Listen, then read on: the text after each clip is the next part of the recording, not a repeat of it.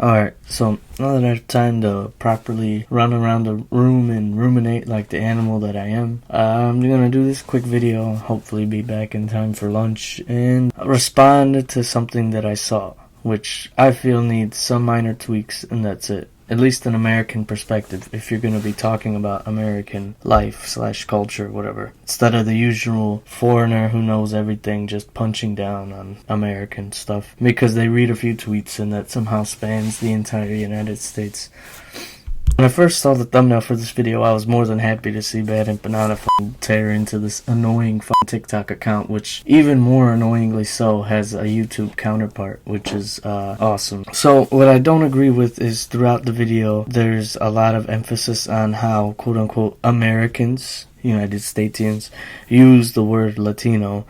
And basically, the whole video is named American usage of the word Latino is a war crime, and this TikToker proves it. And what I don't like is like the lack of respect and history that the term Latino has in the United States. So I'm not exactly going to do some bootleg dick suck of how the United States has long brushed out Latinos from any kind of civil rights or whatever, and then only to very recently in the 80s give them their own holiday and then try to incorporate them into the American war machine. So, these points are valid and accurate, but also there's like, even within other people on the left, there's like this fetishization of like poverty, and how I don't like how that ties into America is just America and this lady's TikTok, and Bad Empanada bringing that up is like the perfect reminder of how Latino representation in media is either blood in, blood out, or a cringy Latin American wealthy child, power child TikToks like this, where like he does say the one Latin parent becomes the crux of their identity. But to me, having one Latin parent isn't why it's cringe. That doesn't make you any less of a Latin person just because you're a halfie or whatever. But what does is what you do with that, and what she just chose to do with it is make a bunch of cringe TikToks where you stereotype the the ever-living out of your Mexican side for clout and content. Not to mention the usual white Latino behavior. And quick shout out to a friend of mine, fellow YouTuber Token Teran on the Teran vlogs, and we talked about it briefly, but he brought up an example that is perfect to what I want to nail on the head in this video, and that was that that this girl, this pelirroja, is doing basically a Christina Aguilera. Like, one of my parents is Latin, so that makes me Latina. And that's not a crime in and of itself. You are Mexican, you are whatever if you have that one parent. But it's just what you choose to do with it. In this case with the TikToker. But in Christina Aguilera's case, which I ran across this video, I am not going down the Christina Aguilera rabbit hole. But for Christina Aguilera and why mixed people are kind of pushed back against in Latin spaces is the fact that, although I'll give her more credit than I would Selena Gomez for embracing her Latinidad early, it's the fact that she can do less work but be a more presentable face to the general public of non-Latin audience in the United States, and go farther than any other Latin person who either has both parents Latin or is like visibly not white passing. And that is the issue that people have with Christina Aguilera, and that's also the issue with this TikToker, because both of them, because they look kind of white and are a little more easily accessible, i.e. speak good English, do whatever, the penetration will go further than any other person that is Latin or looks darker. And I think that mirrors an even bigger issue in America, where all the movies are either everybody Latino looks dark as fuck and it's really racist, brownwashing, or whitewashing as well, and like only people who are half and half get casted over people that are like Latin full, which breeds resentment. But honestly, it should be the fact that there's so little roles that makes us want to fight these mixed people instead of fighting the system that makes us fight over these in the first place. But also, I don't think that you're above criticism just because you're famous. Like, that's gonna have pushback people get, or the content they create about being mixed and wanting to be left alone. And then this part too, he talks about like marginalized identity and politics and all that. While that is true, I feel like that kinda has nothing to do with this TikToker. Like, this is more about identity presenting and like stereotypes. And to me, that is what her nail on the cross is. It's not that she's privileged or white. It's the fact that she has just her mom that's Latin. And in those TikToks, she makes her mom do these like horrendous things. Like one of the TikTok where she's speaking Spanish to her mom and her mom gets on her for not having good Spanish is something reflected in the real life works of people that are Mexican American, you know, Salvadorian American, whatever, what have you, in America. But like, now we get this minuscule, exaggerated version that's even worse somehow.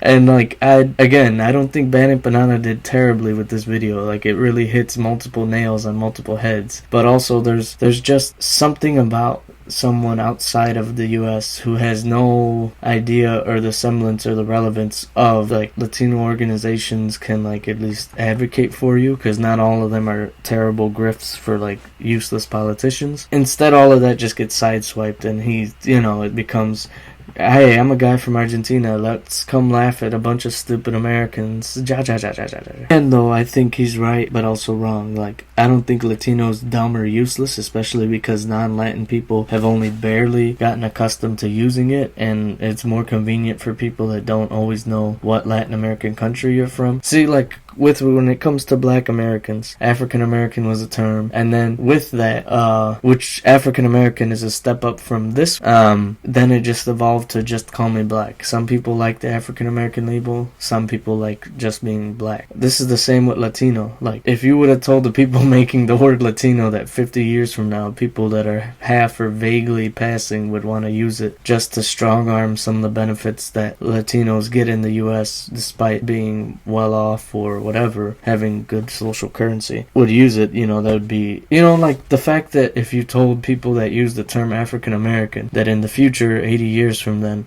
white South Africans that immigrate to LA and other places would be saying, call me African American because that's what I am, I'm African. They wouldn't believe it. So it's not that everybody's using the word Latino like this TikToker is using. It's just that life is complex and you have people that are opportunistic. And again, I don't think she's completely in the wrong for making TikToks, because obviously if they're popular, some people must feel that they resemble their life somewhat. It's just, for me, someone who is like bombarded by both Spanish content and stereotypical content, I think this girl is basically like another Rudy Manscuo or whatever the fuck his name is, or like a King Bach, but instead this is like the white redhead Mexican version of that. And also generally on both sides of the border, I think we're tired of all this Mexicans can be white too, as if they've ever been depicted as not that. But what I don't like is Bad Empanada's use of saying the real brown, starving, struggling Latin American, Mexican, what have you, versus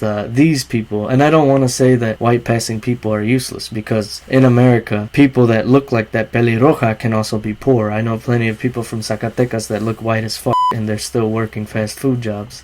I didn't like that part because it reminds me really of like glorificando el indio muerto, kind of something that Teran touches on in a few of his videos, and I don't want the 2.0 leftist version of that in these videos, which I know that's not what he means at all, and I'm not trying to do bad faith, but I'm just saying, as a leftist, as someone who's also Latin, people could easily tank him and make stupid arguments, so block that.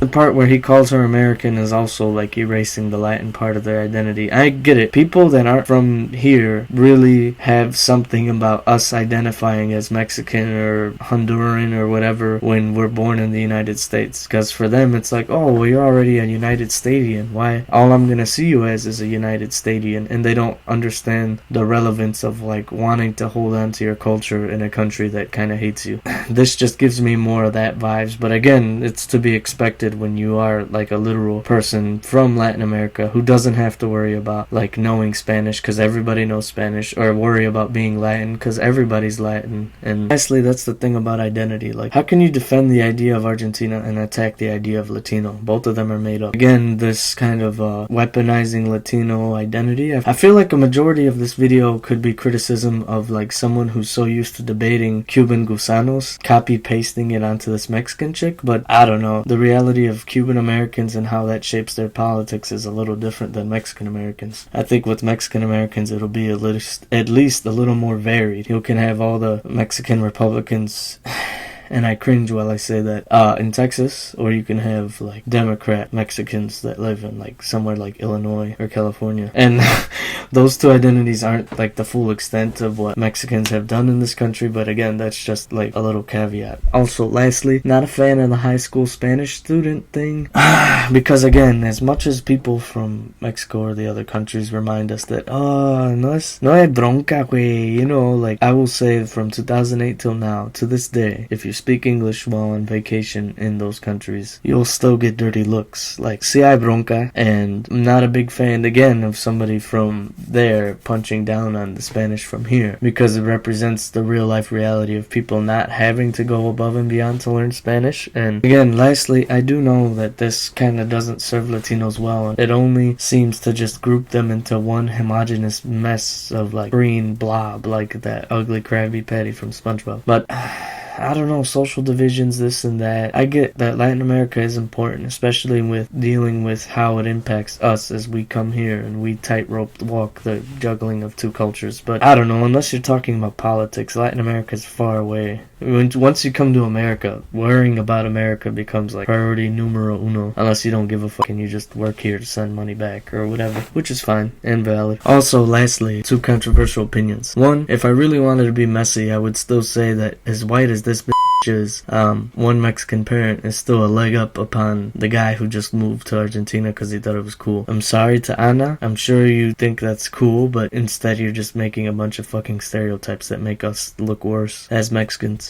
There exist people in the United States that are Latin, and whether it's in appearance or in last name, they don't speak the language, they don't celebrate any cultural holidays, and they don't have any connection to family back in whatever country it is. And I'm not saying that all these are qualifiers that validate your Mexicanness, your Latinness, your Honduranness, but what I am saying is that if you are so close to not letting the made-up concept of Latinidad define who you are, then why do you want to hold on to the label still? Because Latinidad, to me at least, what this video proves anyway, what both videos, his and hers, prove, is that it's much more of a performance. And I don't think people are wrong to ask that performance of you, because everybody's performing Latinidad when they do it. Granted, again, this is not on the right side of history, not on whatever, because you're supposed to let people do what they want or whatever, but again, if you're that close to just letting it go, just fucking let go, man. Like, it's not all it's cracked up to be, honestly. I know I speak good Spanish or okay Spanish, and I have a very decent grip on understanding it, but even then, like, it's a lot of work and maintenance. But at least what Bad Empanada proves is that it's not impossible, and that's the part that always pisses me off. People are either too lazy or just say they don't want to because they're too scared of sounding terrible, which ironically perpetuates them never picking it up in the first place, when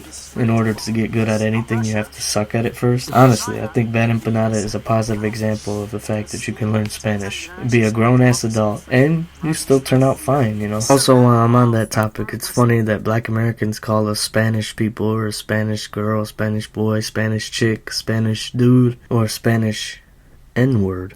But what that also really seeks to identify is the fact of how convoluted any of these identities are, and they're more really tied to a language than they are any particular set of skin tones, colors, or whatever signifiers. In a way, that's a perfect representation of why a place like the United States needed a term like Latino in the first place. But again, this is all stuff that you wouldn't get if you didn't have someone who had relatives that, you know, were there when the big push for Latin representation was in its infancy, and like remember coming here when there was barely like one or two channels that were in Spanish, and then everything else was in English, and people had to translate for their parents and stuff. These are all real world history. Like, it matters.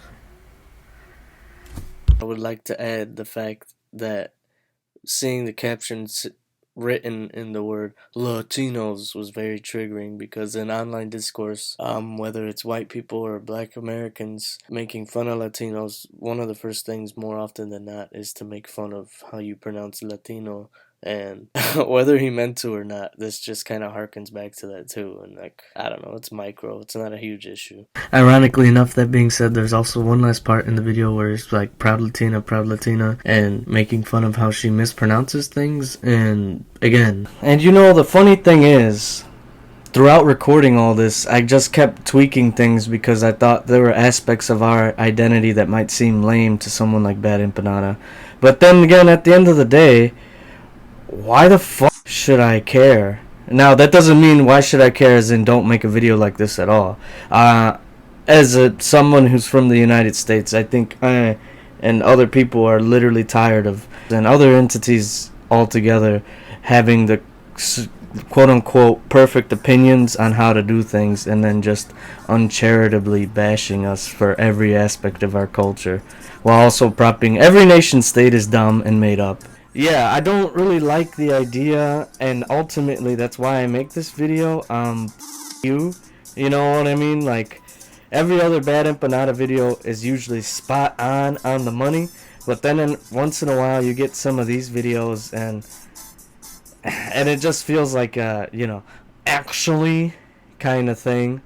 And I reserve the right to tell you. I reserve the right to not like people's stuff, and that's the thing about transplants, creatives, and art that's transformative within these 2010s. I know we have the basic idea from when we were brought up to like love everybody and everybody's valid, and I don't hate Bad Empanada on where they're from.